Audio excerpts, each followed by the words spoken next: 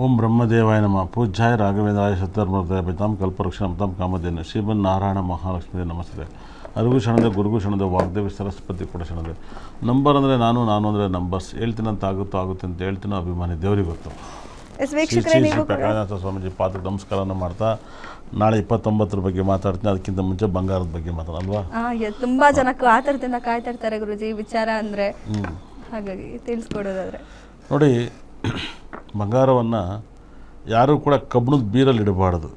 ಕಬ್ಬಿಣದ ಬೀರುಗಳಲ್ಲಿ ನೀವು ಬಂಗಾರವನ್ನು ಇಟ್ಟಿದಾಗ ನಿಮ್ಮ ಮನೆ ತುಂಬ ದರಿದ್ರ ತೊಂದರೆ ಎಲ್ಲ ಬರುತ್ತೆ. ಸರ್ ಸೇಫ್ಟಿ ಅದೇ ಅಂತ ಅನ್ಬೋದು ನೀವು 100%. ನೀವು ಬಂಗಾರವನ್ನು ಮರದಲ್ಲಿಟ್ಟು ಬೀರಲಿಡಿ, ಖಂಡಿತ ಕೂಡ ನಿಮ್ಗೆ ಒಳ್ಳೆಯದಾಗುತ್ತೆ. ಚಿನ್ನವನ್ನು ಯಾರೆಲ್ಲ ಕಬ್ಬಿಣದ ಲಾಕರ್ಲಿ ಇಡ್ತೀರಾ ನೋಡಿ, ಆ ಒಡವೆ ಎಲ್ಲ ನೀವು ಅಡೆ ಇಡ್ತೀರಾ, ಮಾರಾಟ ಮಾಡ್ತೀರಾ. ಯಾಕಂದರೆ ಚಿನ್ನ ಬಂದು ತುಂಬ ಒಂಥರ ಗುರುಗ್ರಹ ಸಂಕೇತವನ್ನು ಕಬ್ಬಿಣಕ್ಕೂ ಚಿನ್ನನ ಮಾಡಿಸ್ಬಿಟ್ಟು ಸೇಫ್ಟಿನ ಇದರಲ್ಲಿ ಇಡೋದ್ರಿಂದ ತಪ್ಪಾಗುತ್ತೆ. ಮರ ಬಂದು ತುಂಬ ಸಕ್ಸಸ್ ಕೊಡುತ್ತೆ. ನಿಮ್ಮ ಮನೆ ಒಳಗಡೆ ಯಾವುದೇ ಒಂದು ಚಿನ್ನವನ್ನು ಮರದ ಒಂದು ಅಲಿಗೆನೋ ಇನ್ನೊಂದು ಮತ್ತೊಂದು ಅದರೊಳಗೆ ಇಟ್ಟು ಬೀಗ ಹಾಕಿ, ಆವಾಗ ನಿಮ್ಮ ಮನೇಲಿ ಚಿನ್ನ ಅದೃಷ್ಟ ಎಲ್ಲ ಬರುತ್ತೆ. ಯಾರೆಲ್ಲ ನೋಡಿ ಬೇಕಾದ್ರೆ ನೀವು ಬಂಗಾರವನ್ನು ತಗೊಂಡೋಗಿ ಕಬ್ಬಿಣದ ಲಾಕರ್ ಇಡೋಕ್ಕೆ ಸ್ಟಾರ್ಟ್ ಆದಮೇಲೆ ನೀವು ಸಾಕಷ್ಟು ಪ್ರಾಬ್ಲಮ್ ಬರುತ್ತೆ.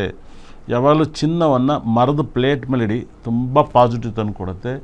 ನಿಮ್ಮ ಮನೆಯಲ್ಲಿ ಒಡವೆ ಇಡ್ತೀರ ನೋಡಿ, ಅವ್ರು ಮಾರಬೇಕಾದ್ರೂ ಕೂಡ ಮರದ ಬಾಕ್ಸಲ್ಲೇ ಕೊಡ್ತಾರೆ. 100% ಮರದ ಬಾಕ್ಸಲ್ಲೇ ಅವರು ಚಿನ್ನವನ್ನು ಕೊಡ್ತಾರೆ. ಮರದ ಪ್ಯಾಕೆಟ್ ಮಾಡಿರ್ತಾರೆ.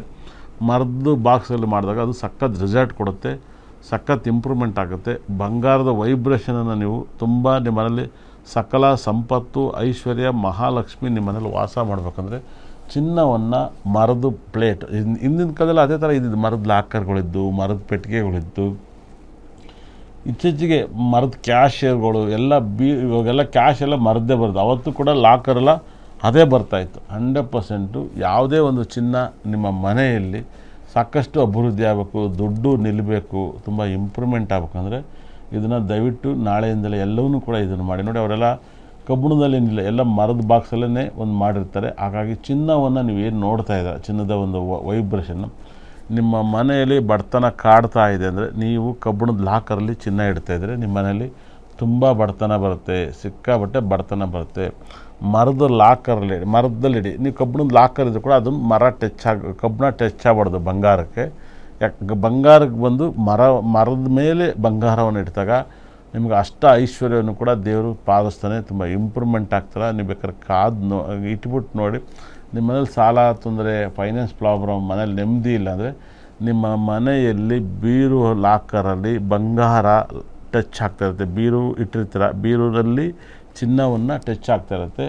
ಆ ಟಚ್ ಆಗೋದ್ರಿಂದ ನಿಮ್ಮ ಮನೇಲಿ ಬಡತನಗಳು ಸಿಕ್ಕಾಬಟ್ಟೆ ಕಾಡೋಕ್ಕೆ ಸ್ಟಾರ್ಟ್ ಆಗುತ್ತೆ. ಏನಪ್ಪ ಚೆನ್ನಾಗಿತ್ತು, ಇವಾಗ ಹಿಂಗೆ ಆಗ್ತೈತೆ ಅಂತ ಅನಿಸ್ತೈತೆ.